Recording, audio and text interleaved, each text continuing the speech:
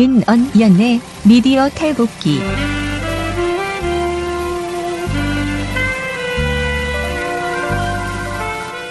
민언연의 미디어 탈곡기 276화를 시작하겠습니다.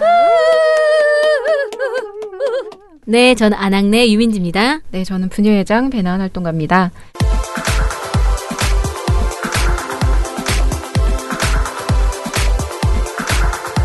네, 그럼 바로 미디어 스크랩으로 들어가 보도록 하겠습니다. 네. 네, 첫 번째 소식 뭔가요? 예, 지난주 금요일에 저희가 강효상 자유한국당 의원이 조선일보를 겨냥해서 네. 양상훈 주필 잘라라. 그렇게 이제 했잖아요. 언론 탄압, 언론 자유 탄압. 그래서 양상훈 주필이 이제 우리가 바보가 될 수도 있겠다. 뭐 전략적 바보로 남을 것이냐 이런 네. 글을 썼다 하면서 너네 지금 청와대가 조선일보한테 한마디 했더니 바로 그냥 쪼로로 기어가지고 이렇게 하면 되냐 하면서 방상훈 조선일보 사장한테 편지를 써가지고 공개 편지를 써가지고 양상훈 주필 잘라라. 양상훈은 원래 기회주의자였다. 이러면서 이제 생욕을 하면서 네. 잘라라고 얘기를 했는데 사실 이게 국회의원이 한 언론사의 주필의 논조가 마음에 들지 않는다며 자르라. 그래도 인사권을 가진 사장한테 편지를 보낸 거는 이것만 봤을 때 이게 언론 탄압이거든요. 그렇죠. 근데 저희가 금요일에는 조선일보가 가만히 있냐 이거 언론 탄압인데 이러면 안 된다. 이렇게 얘기했었습니다. 근데 금요일에 조선일보 익명 게시판에 그 강효상 의원이 방상훈 사장한테 쓴 공개 편지 있죠. 네. 그거를 패러디해가지고 홍준표 대표한테 보내는 자유한국당 홍준표 대표한테 보내는 또 기자의 편지 조선일보 기자의 편지라고 해서 똑같이 강효상이 얼마나 이번에 강효상을 바꾼 거죠. 양상훈이 아니라 강효상이 얼마나 기회주의적인 사람인 줄 아냐. 그러면서 야, 얘 잘라라.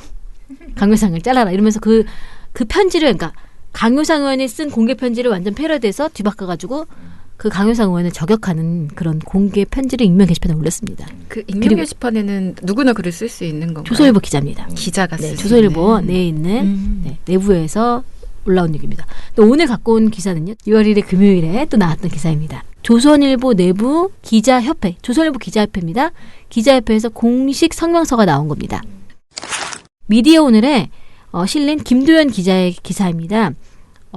그때 금요일에 이야기했던 거 제가 방금 전에 앞서 얘기했던 건 익명의 기자라고 해서 그냥 홈페이지에 올라왔던 건데 공식적인 조선일보 기자협회의 성명서가 나온 겁니다. 그 조선일보 노조가 발행하는 노보가 있습니다. 그 노보의 기자협회 이름으로 조선일보 기자협회 이름으로 성명서가 나왔습니다.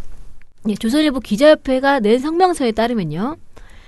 양상훈 주필을 모독한 강효상 의원의 공개 서한을 언론 자유에 대한 공격으로 받아들이며 강력 규탄한다. 이렇게 썼습니다. 그러면서 이번 서한은 본지의 편집권을 심각하게 침해했다. 칼럼이나 기사에 대한 평가는 사람마다 다를 수 있다. 그러나 국회의원이 언론사 사주에게 칼럼 필자를 파면하라고 요구하는 것은 민주주의 국가에서 상상할 수 없는 일이다. 옳은 말을. 미디어 탈곡기 방송 들은 거 아니죠? 자의식과잉. 자의식과잉. 네.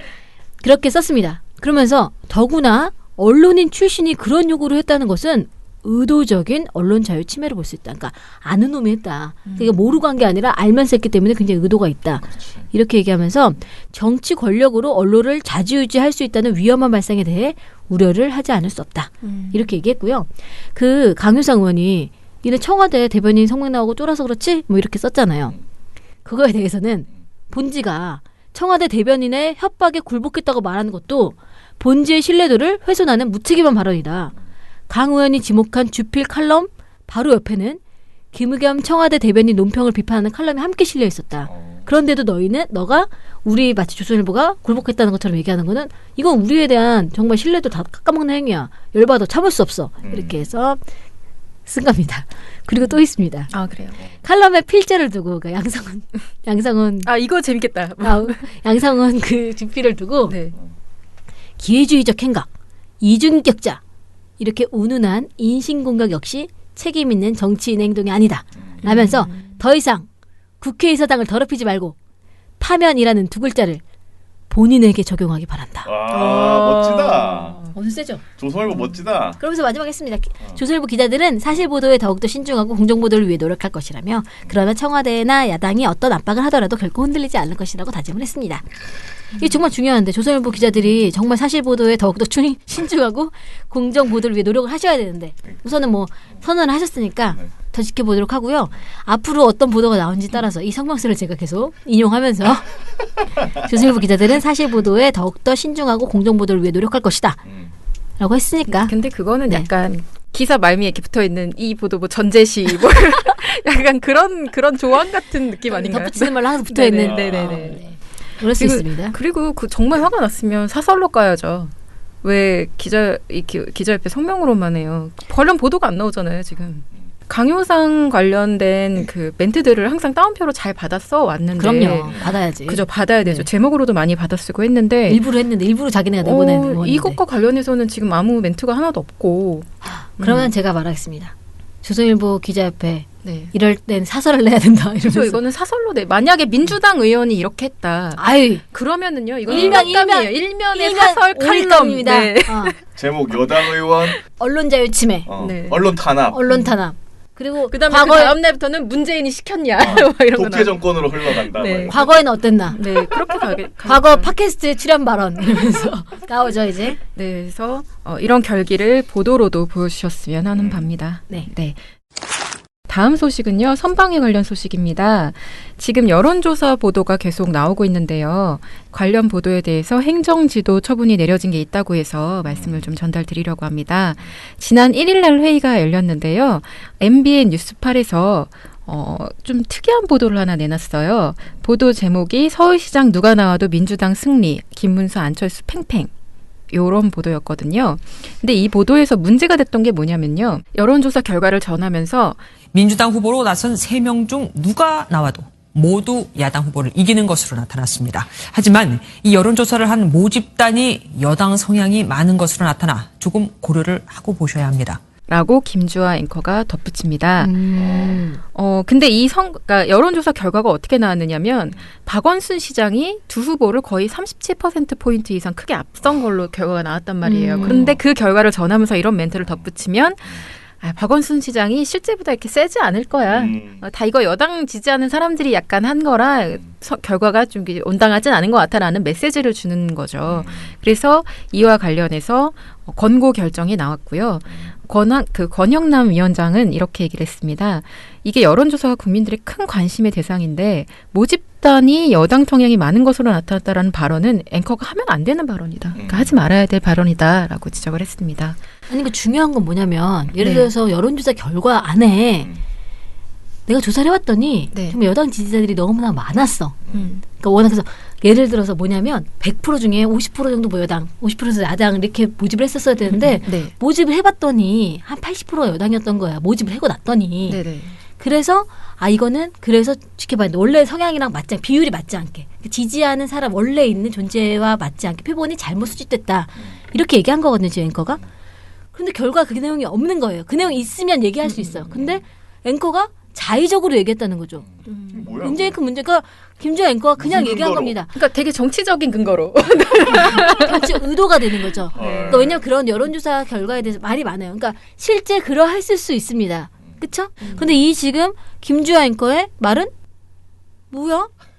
근거가 있으면 되는데 근거가 없는 거예요. 만약에 이 모집단 표본 모집에 문제가 있었다면 오류가 있었다면 그걸 얘기해 줘야 되는데 그거 없이 그냥 여당 성향이 많이 그냥 잘못하다가 수집됐다 이렇게 얘기하는 거는 굉장히 큰 오류거든요. 이게 지금 어떠한 근거로 권고라고 했는지 잘 모르겠는 거죠. 저는 오히려 이게 그냥 말실수면은 오케이 넘어갈 수도 있잖아. 여론조사 보도할 때 공표할 때 요거 있어야 되는데 요거를 뺐어 누락했어 그러면 행정지도지. 왜냐면 규를 어겼으니까. 근데 이거는 굉장히 의독성 높은 발언인데 권고로 나왔다는 게 약간 의문이네요. 이거는. 그리고 지금 KBS도 사실 같이 요번에 이제 제재를 받게 되었는데요. 뭐 때문이었냐면 뉴스9에서 이제 5월 9일, 13일, 14일 이렇게 해서 기획 보도를 냅니다. 여론조사 관련된. 근데 이때 질문지 확인처를 고지를 안 했어요. 요게 선거방송 규정 제18조 8항에 보면은 여론조사 결과를 보도하려면 전체 질문지를 홈페이지 등에서 확인할 수 있다는 걸 자막이나 음성으로 고지를 해야 되는데 요걸 어긴 거죠. 그래서 요것도 이제 뭐 의견 제시, 권고 이런 판단을 받았어요. 근데 이제 이렇게 들으면 사실 아까 유민지 부장님이 말씀하신 것처럼 굉장히 정치적 의도를 가지고 멘트를 친 케이스와 그렇지. 이런 어떤 규정을 약간 누락한, 위반한 그런 케이스를 같은 선상에 놓고서 지금 비슷하게 징계를 때린다는 것, 제재를 한다는 것이 이상하죠. 좀 합당한가라는 의문을 가질 수도 있을 것 같아요. 그러니까 KBS 같은 경우에는 뭐냐면요. 원래 여론조사를 하잖아요. 그럼 홈페이지에다가 공개가 돼요. 그 질문지 어땠고 네네네. 혹시나 왜곡돼서 받아들일 수 있기 때문에 사람들이 해석할 수 있게. 근데 홈페이지에 올린 걸 누락했다는 게 아니라 홈페이지에 올렸어. 올렸다고 그런데 안내. 방송에 네. 안내가 안 나간 거야. 이거 네. 홈페이지에서 확인할 수 있습니다. 사실은 그러니까 물론 문제죠. 그래서 공고 들어가야 된다고 저도 보는데 그런 것과 지금 김주아 앵커의 발언은 정말 같은 선상에 놓기가 둘 수 없지 않나라고 저는 그렇게 생각하거든요. 네, 그래서 네. 이것도 결과가 좀 결과에 대해서 의문을 가지는 분들이 많을 수 있는 판단인 것 같다는 생각이 들어요. 네. 그리고 김주아 앵커 발언은 그 조사만이 아니라 이후에 여론조사 결과에 있어서 계속 물음표를 제기할 수밖에 없는 그런 멘트였잖아요. 하나의 보도에 끝나는 게 아니라 그래서 조금 의문스러워요. 왜 그런 말을 했을까도 궁금하고 사실은 앵커가. 네. 의도는 솔직히 안 궁금해요. 왜냐면 아 진짜? 알 것 같아. 네, 알 것 같아요. 왠지 알 것 같아요. 그러면 오늘은 미디어 스크랩은 이걸로 마무리하도록 하고요. 나쁜 보도 스크랩 들어가기 전에 저희 제보가 들어온 게 하나 있는데 좀 재미있는 제보라서 간단하게 언급을 좀 드리려고 해요. 메일하고 전화가 같이 왔는데요. 메일을 이제 확인해달라라는 전화였어요. 그래서 메일을 보니까 메일 제목이 TV조선의 미군 양말 기사에 관한 제보입니다. 이렇게 돼 있어요. 양말. 네, 양말. 그래서 대체 뭐냐 했는데 싹스. TV조선 그 주말 뉴스였는데요. 뉴스7에서 폼페이오 장관이 김영철 부위원장하고 만난 자리에서 양말이 미군들이 신는 그 양말이었다라는 내용을 전했다고 해요. 뭐야 이게. 근데 좀 의미가 있는 거죠. 의미가 그러니까 있어요. 뭐 나름 의미가 있다고 아, 해석할 진짜? 수도 있을 것 같아요. 근데 난 몰랐네. 근데 왜냐하면 뭐 복식 하나하나가 다 의미를 지닐 수도 있다고 볼 수 있는 거니까. 그래요? 박근혜 대통령 색깔 외교 모르세요? 색깔 외교 몰라? 네. 중국 사람들이 좋아하는 빨간 옷 입었다가 또 평화의 상징 하얀색 옷 입었다가 네. 모르세요? 알겠습니다. 저 죄송한데 저 얘기 좀 할게요. 근데 이 양말에 대해서 그냥 그 양말을 신었다는 것에 그치지 않고 그러니까 미국 외신들이 이 사안에 대해서 보도를 하면서 어떤 해석들을 내놨다라고 이렇게 쭉 그것들을 전달하는 보도였어요. 외신들이. 네, 외신들이. 그러니까 TV조선의 주장이 아니에요. 이거는 그 보도만 보면. 헐? 그러면서 쭉 이렇게 얘기를 하고 있는데 이 제보해 주신 분이 확인을 해봤더니 요 관련된 내용, 즉 폼페이오의 양말 문제를 제기한 그곳은 미국의 보수 인터넷 매체인 더 데일리 컬러의 기사 한 건이었다. 근데 이 보도 안에는 TV조선이 말한 거하고는 좀 내용이 다르다. 그러니까 TV조선은 보도에 대해서 이제 여러 외신이 마치 한 것처럼 얘기를 하면서 이런 설명을 덧붙여요. 미국 매체들은 폼페이오가 김영철 부위원장과의 회동 자리에서 하필 군인이 그려진 양말을 신은 것을 두고 북한에 특정 메시지를 보냈다고 분석했습니다. 북한을 마주하고 있는 약 3만 명의 주한미군을 상징하는 것일 수도 있고 6.25 전쟁 참전용사의 희생을 잊지 않겠다는 의미로도 해석될 수 있다는 겁니다. 양말로 자신의 가치관과 존재감을 드러내는 것을 두고 미국 언론은 양말 정치 혹은 삭스 어필이라고 부릅니다. 근데 이분이 찾아봤는데 아무리 찾아봐도 이렇게 해석을 하는 데가 없었다는 거예요. 그리고 그 원문 기사에도 확인을 해봤더니 그게 없어요. 6.25 참전용사 이런 얘기가 아예 없어요. 그냥 아마존에서 지금 얼마에 팔고 있고 피해이네. 팔고 있고 그 다음에 이 양말에 대해서 이제 메시지를 보냈을 수 있는 거 아닐까라고 물음표를 해놓긴 해요. 그러니까 해석을 해보면 한국 전쟁이 끝난 후부터 미군이 한국이 주둔해 왔는데 폼페이오 국무장관이 의도적으로 그 양말을 신었을까? 그가 메시지를 보낸 것일까?라는 게 실제 원문 내용이에요. 그렇게 하고 국무부에 문의를 했는데 답변을 받지 못한 것처럼 이게 마무리가 돼요, 기사가. 그러면 그냥 의문 제기를 해놓고 그냥 뭐 이렇게 어설프게 마무리가 된 거란 말이에요. 근데 마치 TV조선은 되게 전문가들이 이런 분석을 내놓은 것처럼 그것도 여러 개의 외신 매체가 한 것처럼 보도를 했다라는 이제 문제 제기였습니다. 그래서 제가 이제 사실관계를 확인을 좀 해보려고 구글링으로 폼페이오 삭스로 이렇게 검색을 해봤는데 자꾸 쇼핑 사이트가 자꾸 그분의 양말을 제가 살 수 있는 루트가 나는 궁금한 게요. 이런 거예요. 그러니까 정말 폼페이오가 정치적 의도를 가지고 네네. 야 주한미군이 나한테 이렇게 있다. 네. 김영철을 내가 널 만나지만 나는 사실 주한미군을 다 데리고 있어 하면서 양말을 신고 온 거지. 미군 양말을 딱 신고 와서 자 보이지? 내 뒤에 지금 내 발에 지금 있는 주한미군 3만 명 보이지? 이렇게 하려고 이렇게 신고 왔다는 얘기잖아요. 말이 되냐고. 아니 나는 그래서 그럴 수 있는데 근데 나는 그럼 난 폼페이오한테 무슨 말을 해주고 싶냐면 그게 이게 왜 보였냐면 자리에 이제 앉았어요. 자리에 앉았으니까 식탁가 테이블 있잖아요. 네. 앉으니까 바지를 우리가 긴바지를 올라가야지 이제 보이는 거야 양말이. 네네.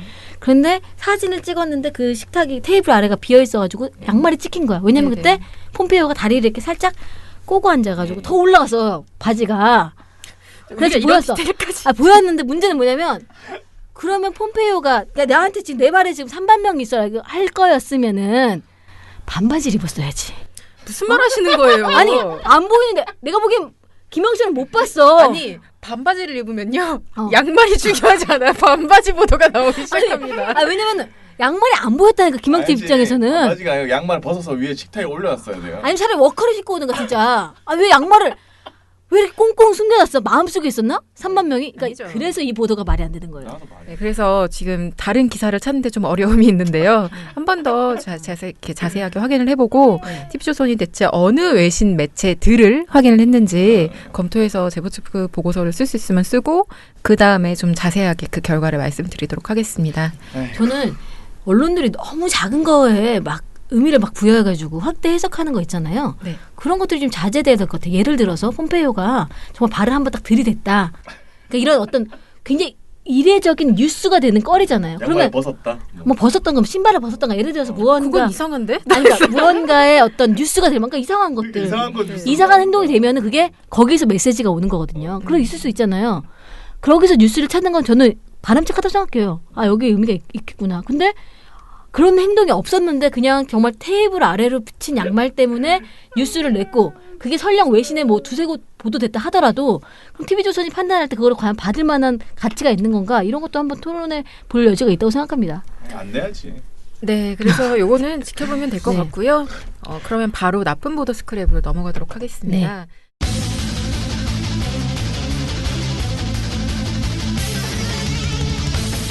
이번 나쁜 보도 스크랩은 지금 2주의 나쁜 신문 방송 보도 후보들을 좀 얘기를 해보면 될 것 같은데요. 네. 네. 먼저 신문 나쁜 보도 후보를 말씀드리겠습니다.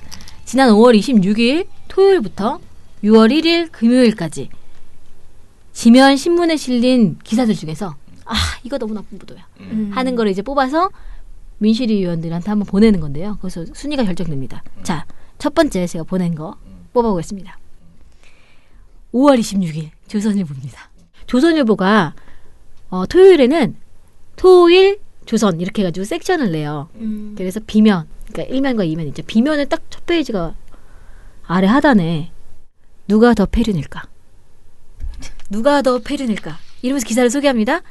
동그랗게 왼쪽 원에는 이재명 시장 얼굴이 딱 들어가 있습니다. 그 다음에 누가 더 패륜일까? 그래서 이거 비삼면에 있으니까 보러 가라. 설명인데 아래 뭐라고 써있냐? 어머니를 때린 아들, 형수에게 욕설 퍼부은 시동생, 패륜의 용호 상박인가 이러면서 민주당 이재명 경기지사 후보의 욕설 녹취록 파일이 이번 선거에서도 반복해서 이슈가 되고 있다.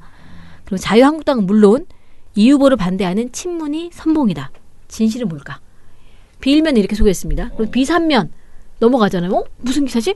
딱 넘어가면 비삼면에 이제 헤드라인 전면 기사인데 헤드라인에 어머니 때린 형, 형수에게 욕한 동생, 진흙탕 패륜 전쟁 이런 제목이 붙어 있습니다. 그리고 소제목으로는 이재명 형제간 다툼 어떻길래 해가지고 6단짜리 전면 기사가 다 이재명 후보의 욕설 파문이 이거는 어떤 거고 A, B, C, D, E, F, G까지 해서 쭉 그래서 뭐 역술 파문에 어떤 내용들이 주로 있고 네. 그거에 대해서 해명은 어땠고 그랬는데도 불구하고 의혹들이 이렇게 있고 이런데도 불구하고 계속 이런 내용들이 다 정리되어 있는 거예요. 그거 자유한국당 홈페이지에 있는 거 그거. 자유한국당 홈페이지에 있는 것도 나와 있죠. 어.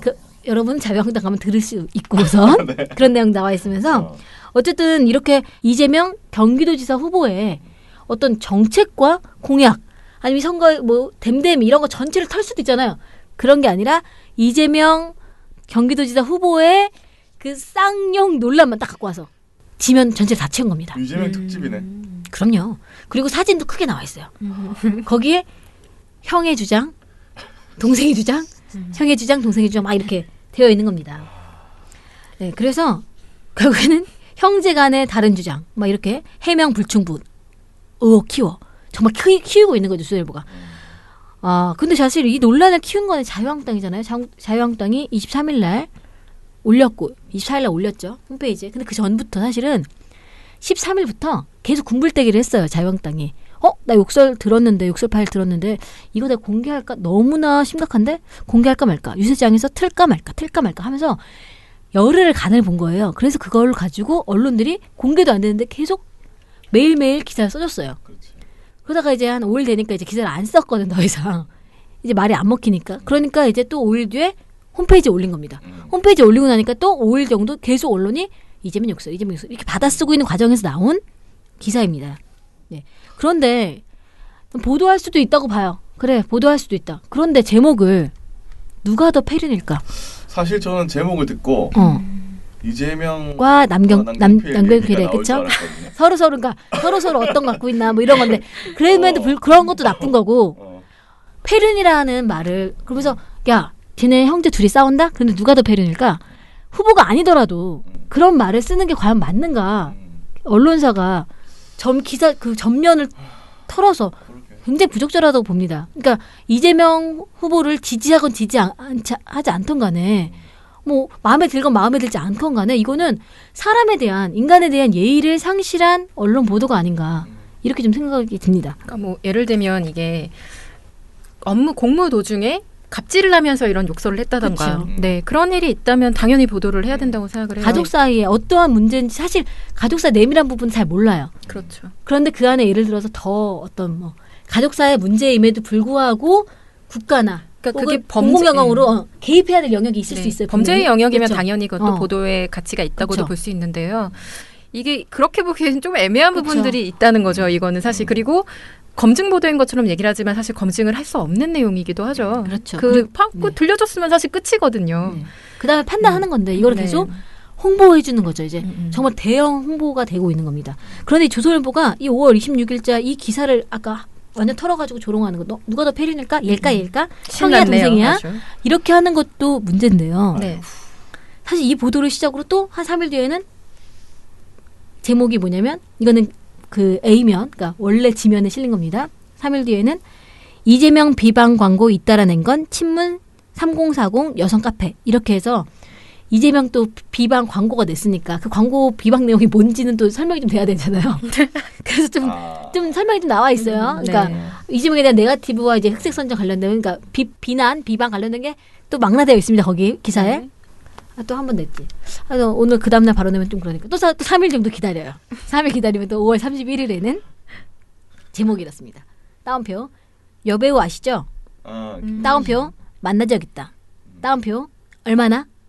이거 TV 토론 나왔던 거거든요. 네. 거기서 코멘트만 빼는 거죠. 그래서 김영환이 여배우 아시죠 있고 김영환 후보가 여배우 아시죠 있고 이재명 후보가 만난 적 있다. 김영환 후보가 얼마나? 나왔던 그거를 딱 제목으로 굉장히 크게 뽑았습니다. 그러면서 결국에는 아까 여성 카페 얘기할 때는 해경군 김 씨부터 여기 여배우 나올 때는 동거설까지 지금 이재명 후보에 관련된 모든 네거티브 공세를 조선일보가 3일 간격으로 계속 잇따라 내고 있는 겁니다. 그럼 이 사이에 이재명 후보가 그러면 어떤 정책으로 어떤 행보를 보이고 있는가? 나온 기사가 있을까요? 없을까요? 없다. 없죠.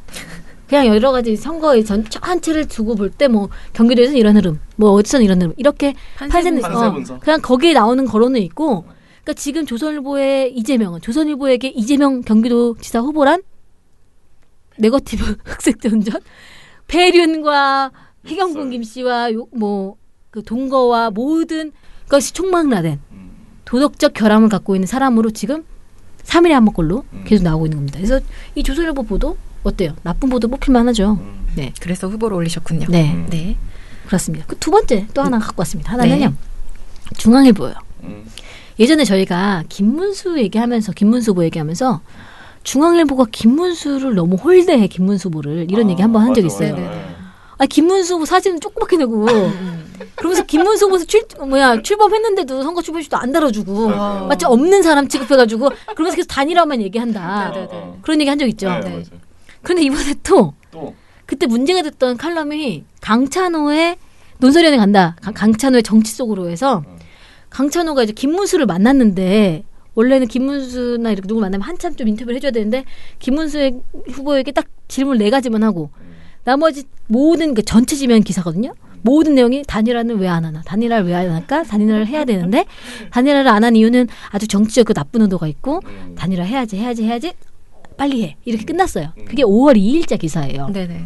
5월 2일날 칼럼에서는 이제 여론이 이 단일화를 만들 거다. 얘네는 지금 안 하고 있는데 여론이 만들 거다 하면서 자기가 여론을 만들려고 막 했죠. 근데 28일이 지났는데 안 돼. 여론이 안 만들어진 거야. 아 역시 한 달에 한 번 칼럼으로는 어려워. 아니 나만 한 게 아니거든. 다른 사람도 많이 노력했는데 안 돼. 안 됐어. 아유. 그 전에도 중앙일보 한 번 냈거든요. 또 네. 단일화 해야 된다 이러면서 김문수가 결단하고 내려와야지 다른 데가 이어서 된다 하면서 또 다른 사람이 또 칼럼도 내고 했어요.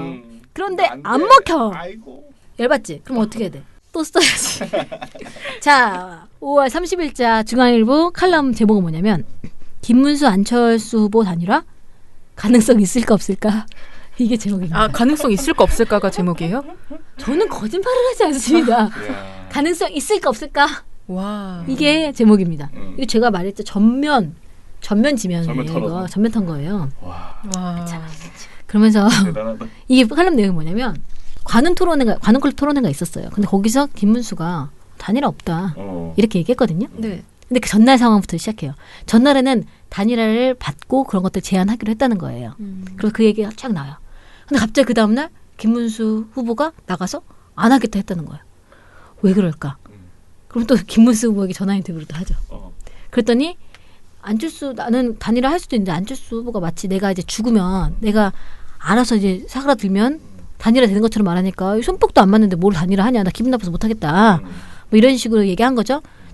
또 김문수 후보에게는 그래서 단일화 질문은 끝나서 전화를 끊었어. 그 다음에 또 왜 안 할까? 단일화는 왜 안 할까? 할 것 같은데? 이렇게 지금 관훈클럽 토론에서 나 단일화 안 한다 했잖아요. 그런데 칼럼에 뭐라고 써있냐? 전화 인터뷰를 또 하면서 여지는 여전히 남아있는 듯하다. 다 추정이에요. 왜? 자기 멘트 그대로 여지는 여전히 남아있는 듯하다. 안 한다고 했는데. 그러면서 시장 후보가 단일화되지 않으면은 소선거구제로 치러지는 서울시 의원 선거는 민주당 의원들의 의석이 90% 싹쓸이할 거다. 이후에 이제 국회의원 선거가 있잖아요. 그러면 90% 이상 다 가져간다. 민주당이. 그래서 판을 뒤집으려면 단일화만이 카드다라고 이야기하는 자유한국당의 수도권 의원들, 서울 지역 의원들의 인터뷰가 계속 실려요. 그러니까 단일화를 원하는 목소리를 막 계속 실어요. 그래서 마지막 문단에 뭐라고 쓰냐면 선거전의 종반을 향해 가면서 두 후보의 지지율 격차가 커져서 2등과 3등의 구분이 명확해지면 3등 주자까지 선호하고 그 다음에 상대방을 밀어주는 그런 선거 그 단일화가 될 수 있다. 그렇게 하는 게 이제 3등 주자로서도 자기가 스스로 물러나고 이렇게 쫙 밀어주는 모양 하는 게 앞으로 이제 입지를 하는데도 좋다. 그런 얘기를 막 써요. 앞에는 막 지금 좀 다 하기 싫은 얘기를 막 바른미래당이랑 자유한국당이랑 뭐 안 될 것 같아 하기 싫어 막 이런 얘기 하면서도 뒤에는 계속 칼럼이 모두 다 희망적이야. 아니야. 그래도 할 수 있어. 그래 그거는 일리가 있는 말이야. 니네가 싫어할 수 있는 건 일리가 있어. 하지만 될 거야 결국에는. 그러면서 막 자기가 이제 곧 마치 정화수 떠놓고 기도하는 것처럼 계속 그런 기도를 막 합니다. 그러면서 마지막 문장이 지방선거까지 14일 남았다. 아직 지켜볼 여지가 적지 않다. 야 진짜 어떡하냐. 근데 다음 칼럼으로도 이제 뭐 할 수가 없잖아요. 이게 마지막 칼럼이잖아요. 그래서 단일화에 정말 목을 매는 그런 모습을 보였습니다. 그래서 5월 2일에도 그 단일화가 막 여론의 항배에 달렸다면서 자기가 여론을 막 만들려고 했는데 중앙일보는 진짜 여론을 만들려고 지면에 김문수를 안 달아준 거예요. 그렇죠? 김문수 후보가 그렇게 많이 이야기하면서 빨갱이 없애야 된다 이런 얘기 막 하는데 문제 발언들을 막 하는데 안 다뤄줘. 존재감을 없애버렸는데. 근데 그건 아낀 거 아닌가요? 그런 거 소개해주면. 했는데 안 다뤄주다가 갑자기 또 28일 후 또 한 번 더 단일화가 왜 여론이 안 만들어지지? 하면서 얘도 다 싫다고 하는데 자유한국당에서 분명히 단일화 좋아하는 사람이 있을 텐데 하면서 막 인터뷰를 했다가 또 끝까지 아직 14일이나 남았어. 분명히 될 수도 있어. 선거 용지가 인쇄됐지만 분명히 될 수도 있어. 이런 이야기들을 해놓은 겁니다. 좀 애잔하네요. 네, 자기가 아직 되게 큰 영향력을 행사할 수 있을 거라는 착각을 하고 있었는데 그게 안 돼서. 이분은 어딜 가셔야 돼. 이렇게 자기 지면을 전면을 주는 지면을 다 이렇게 쓰는 거면은 제목이 근데 얘네가 뭐냐면 서울시장 선거판이에요. 그러니까 서울시장 선거판 보는 거야 자기가 서울시장 선거판을. 근데 박원순 후보의 이야기는 뭐 박원순 후보뿐만 아니라 다른 후보의 이야기는 전혀 언급이 안 돼요. 이 사람의 서울시장 선거판 해가지고 한 게 다 김문수 후보와 안철수 후보의 단일한 거예요. 무조건 결론이 다. 그래서 이건 정말 문제 아닌가? 이런 생각이 들어요 저는. 네. 좀 집요하다 그런 생각이 드네요. 네, 신문 근데 이제 방송 같은 경우도 그 신문하고 크게 내용이 다르진 않아서요. 그리고 지난주에 제가 그 이재명 후보 관련된 네거티브 공세 받아쓰기 한다라고 간단하게 완급을 드렸잖아요. 그래서 그냥 받아쓰기 한다. 네, 따옴표로 그냥 이제 받아쓰기를 한다라는 것들을 이제 얘기를 말씀을 드렸었는데 그 내용에 플러스해서 여배우 스캔들이라고 하는 것 아까 말씀하셨던 그 토론회에서 언급이 된 내용을 다루면서도 약간 그렇게 다루는 경향성이 보였다. 이번에는 SBS, TV조선, 채널A, MBN 요 4개 매체. 그러니까 종편 3사와 SBS가 그런 식으로 이제 토론회를 다루면서 여배우 스캔들이 있었다고 그걸 부각해서 이제 전달을 했어요. 근데 그나마 SBS 같은 경우는 제가 아주 힘들게 그나마라고 말하고 있는데 그나마 네, SBS 같은 경우는요. 이런 식으로 이제 계속 스캔들만 부각하는 것이 부적절하다라는 논조가 있어요. 그러니까 왜냐하면 그 안에서 정의당 후보가 토론하면서 그 문제 제기를 했거든요. 그러니까 그것만 하는 게 적절하지 않은 것 같다라고 그랬더니 SBS가 그 멘트를 소개하면서 그런 지적을 이제 언급을 해준 거죠. 네, 그래서 SBS는 그나마 좀 나았는데 TV조선 채널A 같은 경우는 정말 노골적으로 그것만 보는 거예요. 정말. TV 토론회가 어제 여배우 토론회였던 겁니다. 여배우 스캔들 제목은 여배우 스캔들도 언급이지만 보도는 언급이 아니야. 보도는 여배우 스캔들이에요. 그냥 메인이. 처음부터 끝까지 메인이. 논란이 막 일어나는 거에 대해서 보도를 한다. 그렇기 때문에 안 된다. 이렇게 단순하게 말하기는 좀 어렵죠. 항상. 그렇지만 지금 선거가 정말 코앞에 다가와 있어요. 그러면 지금 되게 사람들이 걱정하는 게 내가 지금 누구 뽑아야 되는지 후보 간의 변별점을 못 찾겠어라고 하는 사람들이 되게 많아요. 언론이 그럼 이 상황에서 해줘야 되는 건 그냥 SNS나 뭐 그냥 각 정당에서 유포하는 그런 어떤 네거티브 공방 이런 내용들이 아니라 그러니까 검증할 수 없는 내용들에 대해서 막 아무렇게나 얘기를 하고 전달하는 게 아니라 당신들이 그럼 투표를 할 때는 이런 정보를 좀 검토를 하는 게 좋지 않을까라고 제시를 해줄 필요가 있다는 거죠. 근데 그게 안 되고 지금 계속 양쪽 정당에서 나오는 어떤 공세들을 받아쓰면서 그걸 부풀리는 역할을 하는 메신저 역할을 한다는 점이 좀 우려스럽고요. 그래서 요거를 이번 주 그 나쁜 보도로 후보로 올린 상태입니다. 이런 거 보면은 지금 우리 기자들이 네. 선거 시기에 기사를 너무 쉽게 쓰는 거죠. 그냥 어디서 나온 보도자료에 나온 이야기. 사실 보도자료 형식을 안 거치고 찌라시로 나온 이야기들이 훨씬 더 많아요. 정당에서 선거 시기에는 찌라시 형태로 그러니까 야 이런 거 있어 이런 식으로 제보되거나 보도자료를 형식으로 안 받는 게 훨씬 많은 거죠. 네. 그래서 방송은 그 정도로 2주의 나쁜 보도는 마무리하고요. 사실 그것과 별개로 공식 선거운동이 이제 막 시작이 됐죠. 네. 그러니까 5월 31일이 6.13 그 지방선거 공식 선거운동 시작 날이에요. 그래서 그 당일날 보도 양상, 방송 보도 양상을 한번 쭉 살펴봤거든요. 근데 그 우려되는 지점이 있어서 그걸 언급하면서 마무리를 좀 해볼까 합니다. 이게 지방선거 공식 선거운동이 시작됐다라는 건 무슨 의미냐면 그러니까 등록을 일단 마친 후보들이 유권자한테 직접 자기 목소리로 나 뽑아달라라고 나 어떤 정책 할 거예요. 나 뽑아주세요라고 얘기를 할 수 있는 운동을 할 수 있는 그 시기라는 의미인 거고요. 동시에 후보만 그렇게 할 수 있는 게 아니에요.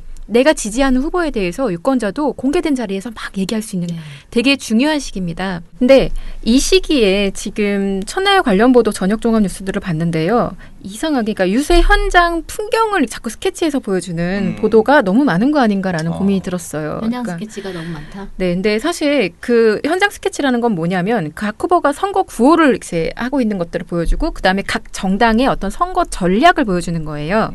그리고 뭐 혹은 로고송이 독특하거나 아니면 막 율동이 막 특이하면은 이색 막 이러면서 막 보여주죠. 그리고 아니면 공세 발언 같은 것들이 좀 자극적이면 따옴표로 받아쓰고. 근데 곰곰이 생각해 보면요, 이런 정보는 사실 방송 보도로 전할 필요가 없어요. 왜냐하면 유권자들이 선거를 내가 투표장에 가서 투표를 함에 있어서 유의미한 어떤 정보도 사실 담고 있지 않은 거죠. 그럼 유권자들이 뭘 봐야 되는지를 아까 말씀드린 것처럼 언론이 짚어줄 필요가 있다는 거죠. 근데 이게 전혀 지금 잘 안 되고 있는 방송사들이 좀 눈에 띈다. 당일 첫날. 그런데 지금 후보자 전략이나 선거운동 모습 이외에 그러니까 유권자들한테 정말 유의미한 정보를 전달해주는 방송사들이 좀 많진 않은 것 같아요. 그러니까 일부 방송사는 노력하는 모습을 보이고 있는데 그렇지 않은 방송사들이 있는 것 같아서 운동 첫날 미리 좀 요 얘기를 짚어주고 싶어서 얘기를 해봤습니다. 뭐냐면요. 31일 날 7개 방송사가 전부 이제 운동 양상을 전하는 보도를 내놨는데요. 이 중에서 TV조선, 채널A, MBN 이 종편 3사 같은 경우는 굉장히 그 부분에만 집착을 해요. 그러니까 운동의 겉모습, 양상, 캐치프레이즈 이런 부분만 전달을 쭉 해주는 거예요. TV조선은 톱 보도하고 두 번째 보도를 아예 이날 관련 보도로 뽑았거든요. 지방선거 관련. 근데 이 두 보도가 다 각 정당하고 후보가 어떤 전략으로 그리고 어떤 동선으로 지지층 공략에 나섰는지를 소개만 하고 있는 거죠. 누구는 어디 가고 누구는 어디 가고. 네, 그 가서 무슨 말했고 막 이런 식으로 얘기를 하고 있는 거고요. 근데 MBN 같은 건 눈에 띄는 게 관련 보도에서 계속 쭉 그런 얘기만 했거든요. 그래놓고서 김주화 5월 31일 뉴스 초점에서 이슈 실종된 선거라는 보도를 해놓습니다. 약간 유체에 있다 합법이죠. 그러니까 셀프 디스 아니에요? 그러니까 뭐 정치권을 욕할 수 있거든요. 정치권에서 실제로 지금 한국당이 자유한국당이 네거티브를 띄우는 것도 정책으로는 안 될 것 같으니까 그걸로는 지금 될 게 없어요. 할 게 없으니까 지금 계속 그렇게 띄우는 거잖아요. 그래서 그걸 지적할 수는 물론 있다고 생각하는데 자기네들 보도 양상을 보면은 조금 고민이 필요한 게 아닌가. 왜냐면 내 한 표가 지역을, 나라를 대표할 수 있다는 것. 그 시작이 지방선거라는 걸 기억해 지금부터라도 후보자를 찬찬히 들여다봐야겠습니다. 헷갈려요. 이것만 보면 유권자한테 고하게 약간 조언하는 건지 자기네들 반성의 멘트인 건지는 좀 아직 잘 모르겠거든요. 그래서 이건 이후 보도를 좀 봐야 될 것 같고요. MBC 같은 경우는 아예 각 정당별로 어떻게 그날 선거운동 했는지를 한 건씩 해가지고 4건 보도를 내놔요. 나열식으로. 근데 이렇게까지 할 필요가 있는 건가 솔직히. 다만 이제 소수 정당을 이제 보여주면서 그쪽에 어떤 주요한 공약 같은 것들을 언급했다는 건 좀 의미 있지 않나라는 생각은 들었어요. 요거에서 좀 잘한 방송사가 있는데요. KBS예요. KBS가 선거 방송에서 지금 공약 분석 같은 걸 꽤 잘하고 있거든요. 네, 근데 4건의 관련 보도를 내놓는데 2건의 보도에서는 앞에 방송사들이 했던 것처럼 선거 전략, 판세 분석 막 이런 걸 해요. 근데 이어지는 관련 보도에서는 뭘 하냐면은 미세먼지 토론이 있었잖아요. 그 서울시장 후보들이 팩트 체크를 해요.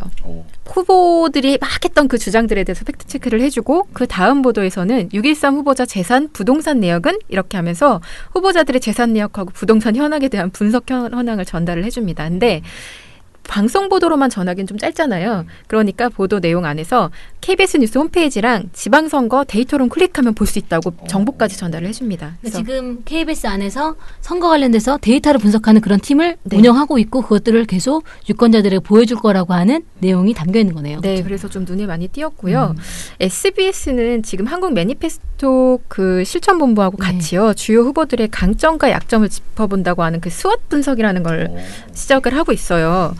근데 이게 이제 처음으로는 서울시장 선거 후보들 대상으로 분석을 진행했거든요. 그래서 이 명분도 SBS 스스로 유권자 선택을 돕기 위해서라고 얘기를 하고 있어요. 네. 근데 솔직한 제 심정을 말하면요. 제 감상평을 말하면 이게 유권자 선택에 도움이 될까라는 의문은 좀 들어요. 왜요?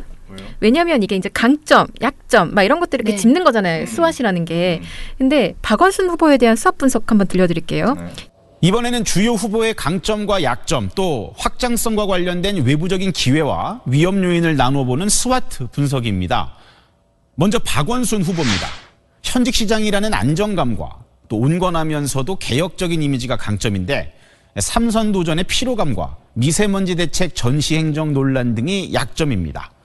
기회 요인이라면 정부 정책과 시정이 함께 가길 바라는 요구, 여기에다 야당 후보도 여러 명이라는 점입니다. 거꾸로 야권 단일화 가능성은 위험 요인이겠죠. 근데 보면 느끼시겠지만 유권자들을 위한 정보라기보다는 그 후보자 캠프에서 사실 할 만한 캠프에서 좋아할 만한 캠프에서 내용인데? 참고할 만한 분석 아닌가. 아니 제가 보기에는 이 사람이 지금 정책적으로 갖고 있는 내용들이나 이런 거 유권자들에게 도움이 되려면 이 사람은 이거에 더 치중하고 있고 이 사람을 뽑으면 내가 그쵸. 뭐 이게 좋아질 것 같아. 근데 네. 이 사람은 내가 뽑으면 이거는 내가 좀 예를 들어서 재건축 같은 경우에는 이 사람은 지금 잡고 있으니까 강남에서 재건축하려고 하는 사람 너희는 너에게 재산 문제는 분리할 수 있어. 그쵸. 하지만 균형 발전을 원하는 사람은 유리할 수도 있어. 이렇게 하는 게 훨씬 더 유권자를 주체에 놓고 수업 분석을 하는 게 아니라 후보자가 될 것인가 말 것인가를 놓고 지금 수업 분석을 하고 있어서 그러니까 정치적으로 그냥 이 사람을 두고 한 거라서 그 무슨 아니 이미 신문에 다 나왔는데 그게 무슨 분석이야 이런 생각이 드네요. 네, 그래서 유권자 선택을 돕겠다고는 말은 하는데 별로 선택에 도움이 안 되는 것 같다. 하지만 그 의지는 가상하다. 아니 근데 저는 매니페스토가 붙었다고 하길래 그래서 네네. 나도 공약인 줄 알았지. 그런 식으로 가면 이거는 그냥 언론 기사 갖다가 그냥 조합해 놓은 공약이 수준인데 아니네. 듣지 않아도 나는 알겠는데 제 생각에는 네. 아까 말했듯이 유권자 공약. 중심으로 해서 유권자 내가 판단하기에 나한테 이 사람이 더 어떤 게 좋은지 이렇게 하면 훨씬 더 좋은 보도였을 수 있지 않을까?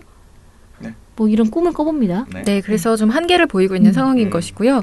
JTBC 같은 경우는 아까 르포라는 이름을 달고 이제 현장에 가요. 이심 이야기를 듣는. 근데 중앙일보도 좋아하는데. 저도 그럴 줄 알았거든요. 근데 르포인데 현장을 가긴 가는데 선거 캠프 사무실 막 이런 데를 캠프 이제 분위기를 보여요? 네, 비춰주고 막 이러거든요. 그래서 사실상 이것도 그냥 현장 스케치. 근데 왜 르포라는 이름을 붙였을까? 잘 모르겠습니다. 기사에 하지만 르포라는 이름을 붙여놓고 있긴 합니다. 그래서 뭐 이렇게 하는 것이 사실상 드리는 노력에 비해서 유권자들한테 어떤 의미가 있는 것인가 저 계속 의문 제기를 좀 해볼 수 있을 것 같아요. 다만 JTBC를 제가 아까 TV조선 분류를 해버리지 않은 건요. 이날 관련 보도로 팩트체크 내보는 어떻게 알았어요? 라는 보도를 내놨어요. 그러니까 공식 선거운동이 시작되면서 전화선거 요새 나오는데 진짜 내보는 어떻게 알았냐. 그리고 물어봤을 때 출처. 내 번호 진짜 어떻게 알았냐 물어봤을 때 출처 답변 못하면 그거 위반이다. 맞아요. 뭐 이런 것들 그런 정보 나름 유용한 정보를 제공했기 때문에 다른 또 종편들하고는 차별점을 보였다 그렇게 분류를 했습니다. 저도 문자 엄청 많이 오거든요. 네. 저희 집 아닌 쪽에서도 막 계속 와요. 저도 많이 와요. 근데 어떻게 알았지? 그래서 물어보면 그 JTBC 보도 네. 내 번호 어떻게 알았으면 불법이다. 대답 못하면 네. 유용했습니다. 지금 감상편 말씀하신 건가요? 네. 네. 그래서 물론 지금 제가 본 거는 선거 첫날 관련 보도예요. 그래서 선거 운동 첫날 관련 보도기 때문에 이것만으로 앞으로 이 방송사가 계속 이렇게 낼 것이다라고 단정지어서 말할 수는 없어요. 근데 다만 지금 이런 식으로 계속 연성 보도들, 뭐 현수막 좀 얘기 나오면 한번 다 같이 우르르 현수막 얘기 한번 해볼까? 뭐 이렇게 몰려가서 하고 선거 뭐 어디에 어느 지방 갔다니까 무슨 말인지 한번 또 우르르 가서 들어보고 이런 것들은 사실 이젠 그만하자. 그만하고 그 시간에 한정된 시간 동안에 좀 더 유익한 것이 무엇인지에 대한 고민을 해볼 필요는 있겠다. 지금 이미 SNS하고 경쟁을 해야 되는 상황이거든요. 언론사들이. 그러면 사람들이 SNS로만 소비를 하지 않고 언론 보도를 굳이 봐야 되는 이유를 만들어줘야 된다는 거죠. 그래서 네, 그런 고민이 필요한 시점이다라는 걸로 마무리를 좀 해보도록 하겠습니다. 7, 6, 5, 4, 3, 2, 1. You'll never have the sacred stone. Oh, this you crazy mother. 네, 대댓글 코너로 넘어가 보도록 하겠습니다. 미령곰탱님 댓글입니다. 베나베나 활동가 이건 뭐야? 베나베나 활동가님 술 애호가 이미지가 바뀌었군요.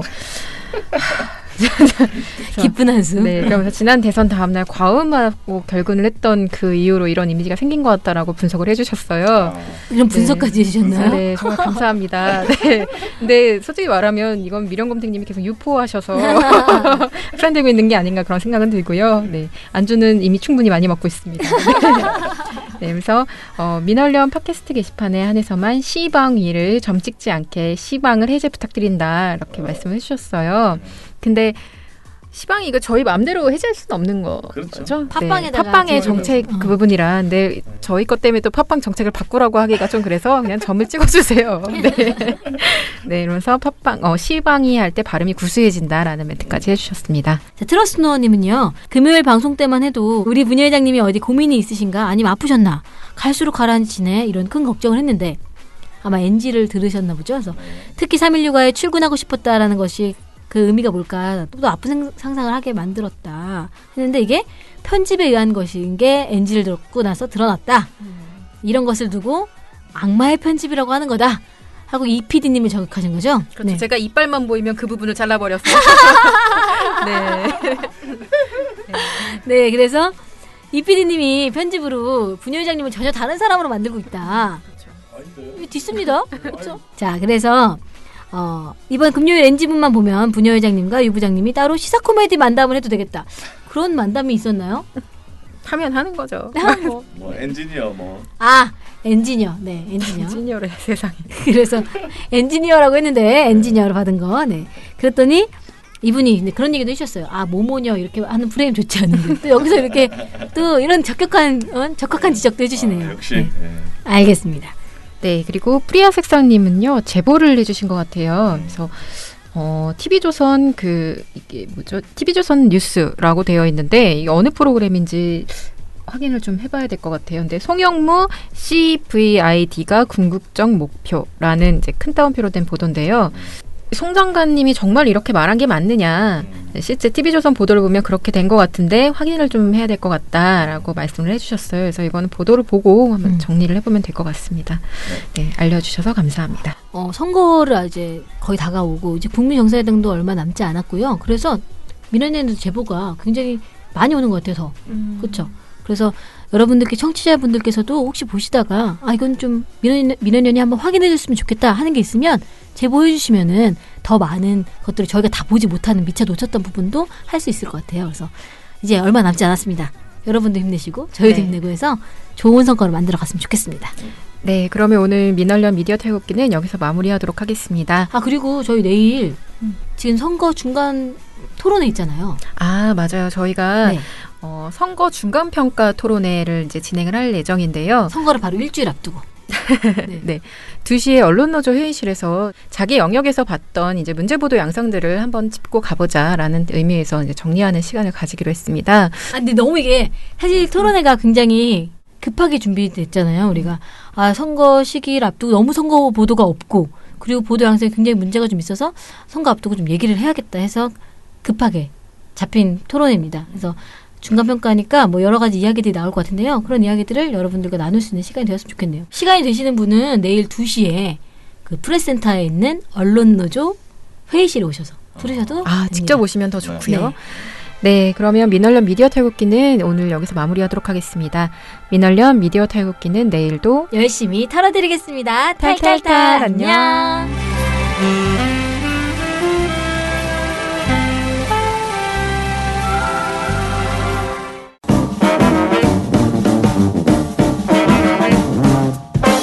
여러분, 미디어 탈곡기 잘 들으셨나요? 민원연은 1984년부터 우리 사회 언론 민주화를 위한 걸음을 우직하게 걷고 있습니다. 특히 왜곡, 편파, 막장 뉴스가 만연한 상황에서 민원연의 언론 감시 활동은 더욱 중요합니다. 민원연 회원이 되어 저희에게 힘을 주세요. 민원연 홈페이지 ccdm.or.kr에 오셔서 회원가입을 신청하시거나 02-392-0181로 전화 주시면 됩니다. 한 달 10,000원의 회비가 언론을 바꿉니다.